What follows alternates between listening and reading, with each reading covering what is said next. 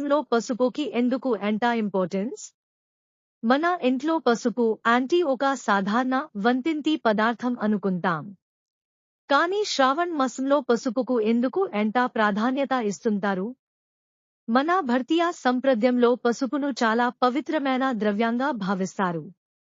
పూజా సమయంలో పసుపు, కుంకుమ వాడడం మనం తరచుగా చూస్తుంటాం. పసుపు మంగళం, శుభం, పవిత్రతకు ప్రతీక భావించబడుతుంది. అందుకే పెళ్లిళ్లు, వ్రతములు, పూజలు, పండుగల్లో పసుపుకు ఒక ప్రత్యేక స్థానం ఉంది. శ్రావణ మాసంలో కూడా మహిళలు పసుపును పూజా సామగ్రిలో భాగంగా ఉపయోగిస్తారు.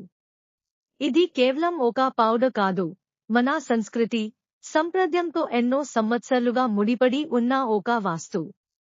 అందుకే శ్రావణ శుక్రవారం పూజా సామగ్రిలో పసుపుకు కూడా ప్రత్యేక స్థానం ఉంటుంది.